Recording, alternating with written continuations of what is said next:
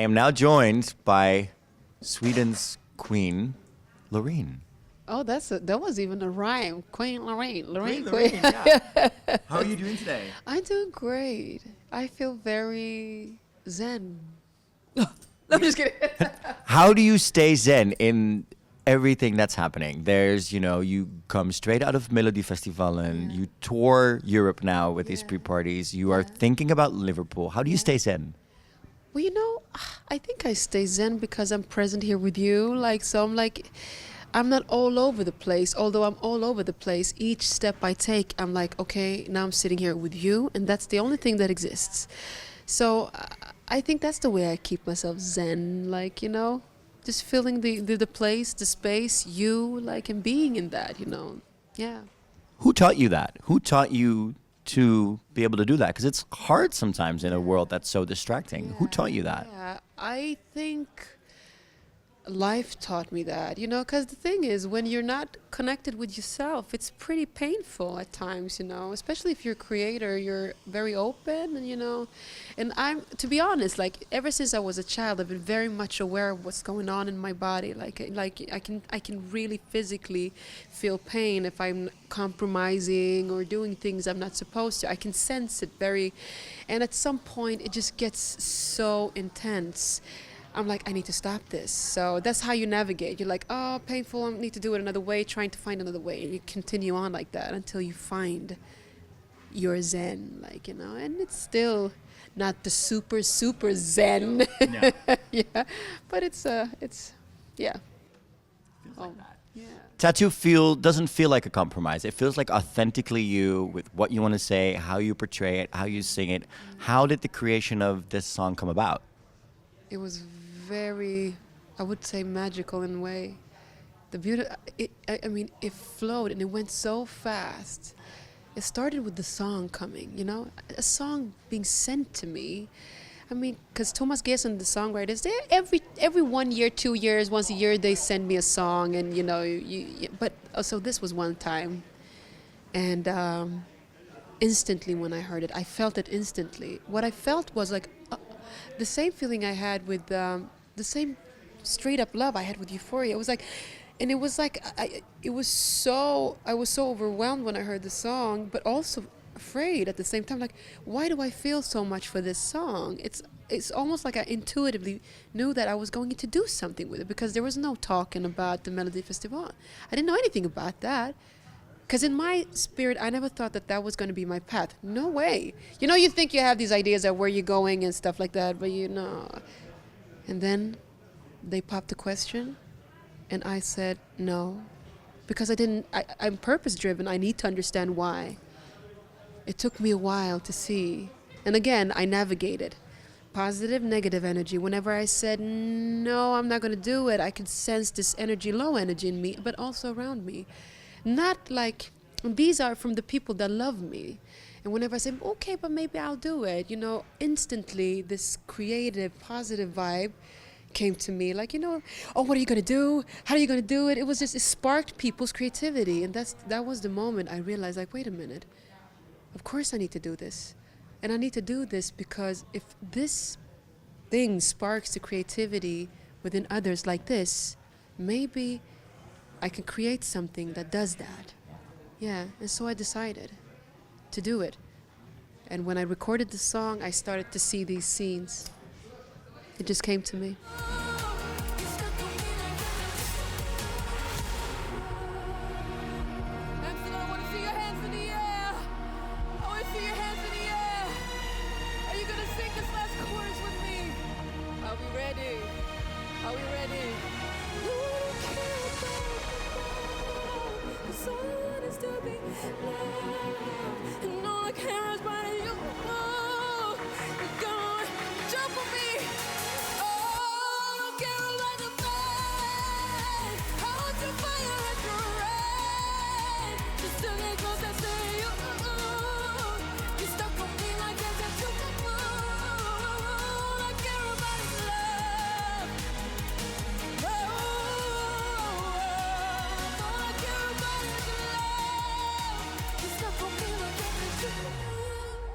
Amazing. And when we see those scenes, when we see the performance that you did at Melody Festival, and there's also a lot of your own heritage in it, I think, from seeing the symbols on the top of the thing, which are coming from your cultural heritage.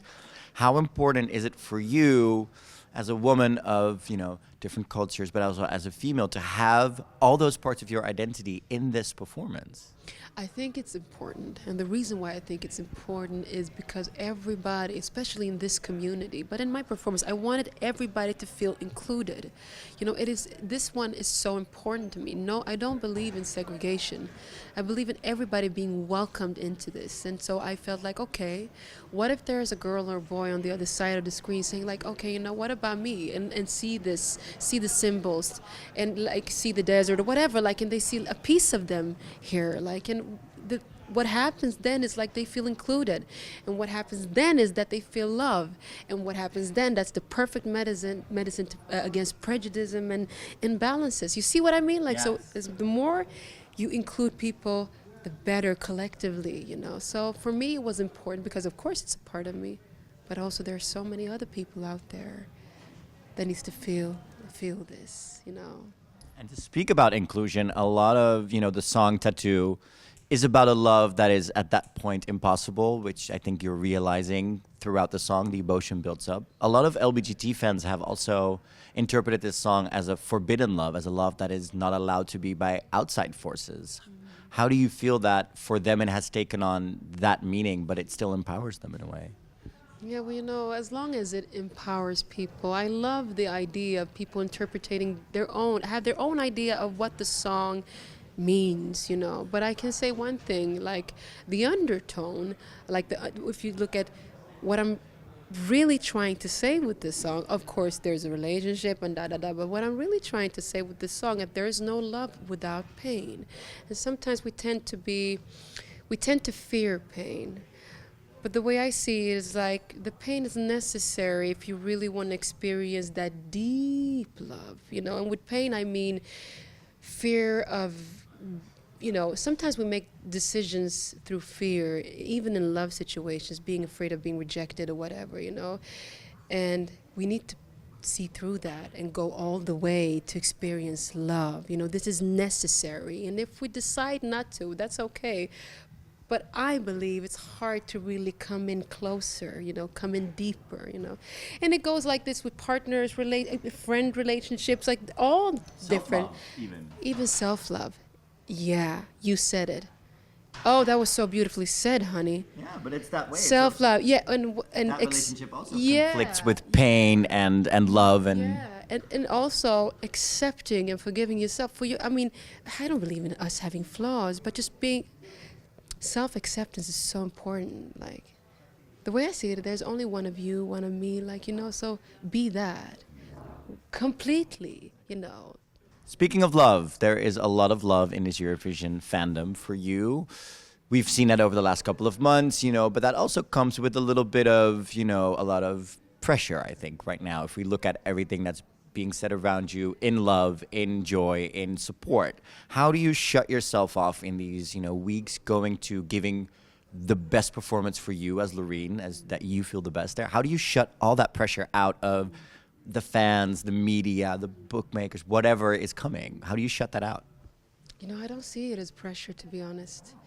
I don't. And the reason why, first of all, I created this, and my vision, honestly, was like, what if I could create something that, creates certain feelings within you guys that exists, like hope, like and strength, and like happiness, and also a feeling of freedom, like, what if I could, like, so this has been my vision, So with that said, like, of pressure, I don't see it that way. I'm sorry, I forgot the question. But so how do you? Yeah, do you? I forgot the question. Do you? So I think a lot of fans, out of love, put a bit of pressure on how amazing you're going to do there, and that of course you've won before. But you don't realize that pressure at all. You don't. It's not a factor in your life right now. No, No, but with the reason why is because that's what I meant. That's why I lost myself, because I just got, I just went off like on this like journey somewhere, and I couldn't find myself back. I'm sorry. Is this live? No, but it's Just real. kidding, And that's real. more important. Yes. Yeah. So let me say it like this. I have two sides. Like there's two sides of me in this. The fact that people like the performance, like the little girl in me, it makes me happy, because this was my vision was that I wanted people to enjoy this. Then there is this other side of me speaking about shutting things out. I see myself as a servant of creativity, and I'm very, very disciplined when it comes to this, because this is handling the ego, and for those who know about the ego knows what I'm talking about, The ego has nothing to do with the performance. Because if the ego is there, it's not authentic anymore. And the moment it's not authentic, it will not resonate with you. You will feel like, oh, she's all about herself. See? And I think one of the reasons why it resonates with people is because it's not about the ego, So what I'm doing is I'm very disciplined when it comes. I'm very focused. Like since November last year, when I decided that I was going to do this, I was very focused on, just creating an energy of what I want, what type of energy I want to send out. And there's a reason to why. Because we need to balance things up in the world, if you ask me. And creativity is a powerful tool there. So with this said, the other side of me shuts yeah. So I've also managed to take that pressure, whatever, to discipline, because I have a huge respect for creativity and the fact that I'm standing there, and I don't want to waste 3 minutes of your time just doing something. It's really important, because this is an opportunity also to stand there in front of 300 or 400 million people. You have to be really wise with what you're sending out. What if I told you could send out some really good vibrations and really collectively make a change? Wouldn't you take that possibility? I would. So that is your victory. If that's already been happening, that is the victory for you this Eurovision year. Exactly. There is no winning and losing in music, but I have to say that the competition in itself is really important. And the reason why it's important, the competition, is because it includes everybody. So everybody gathers around in front of the telly and be like, I love this, I love that, I hate her, she's so, but it's still a unity. It's still a unity. So I'm respecting the competition, because I love the fact that we're doing this together. But we need to understand how powerful this is also. We need to understand this, I'm wondering, you, of course, did Eurovision about 11, 12 years ago. How has it changed? From your perspective, you participated then, you participate now. How has it changed, if you look at it? First of all, I have to say that the Eurovision community has grown. It's more diverse than it's ever been before. And there's a reason to why. And still I say, because in this community, everybody's accepted just the way they are, regardless of sexual background, regardless of religious background, color, la. We need communities like this. And there's a reason why it's growing. And this is my next thing I'm going to tell you. Bring it on. Is like, this proves that the majority of people are amazing. If you look at where we're heading consciously, we're opening up, we have an understanding of our environment, we're acting on it, we're saying what we're feeling, this is where we're going. So let's not get it twisted and think that the world is a fucked up place, because it's really not. There are things we need to change, of course, and we're working on it. We're working on it. Happening. Yeah, but you have to be in a good space for it to really, really work, that change.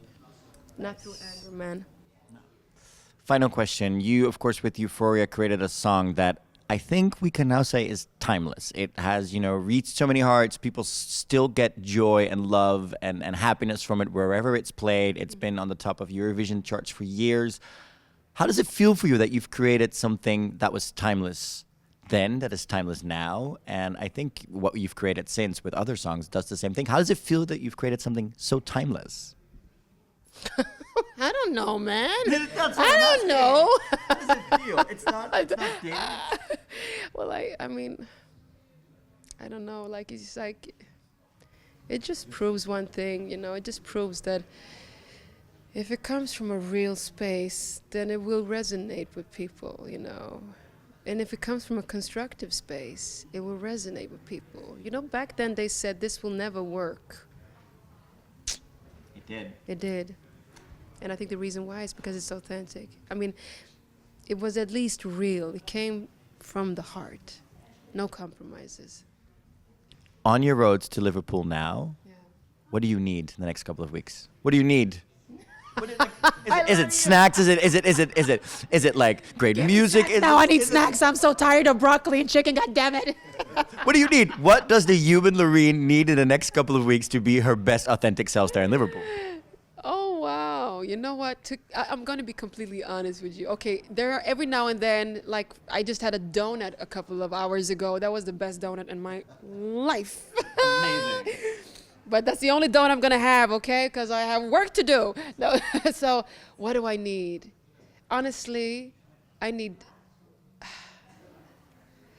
and I get it. That's the thing. I need great food, sleep, and a lot of love. I'm not talking love making. Oh, maybe love making too, but that's another discussion, goddamn. We will have that discussion in Liverpool. Loreen, thank you so much for this interview. End this interview this way? Did I end it with saying some love making? Oh my God, my mother's gonna kill me. It's amazing. Loreen, thank you so much. Enjoy Amsterdam. You have performed there so many times, from Dam Square to Ziggo Dome to Eurovision in concert. This city, this country loves you, Europe loves you, and we can't wait to see you shine in Liverpool. Oh my God, thank you. And I love this. I love what's going on over here. you. I love it too. I live for this look. Thank you so much, Loreen. Thank you so much.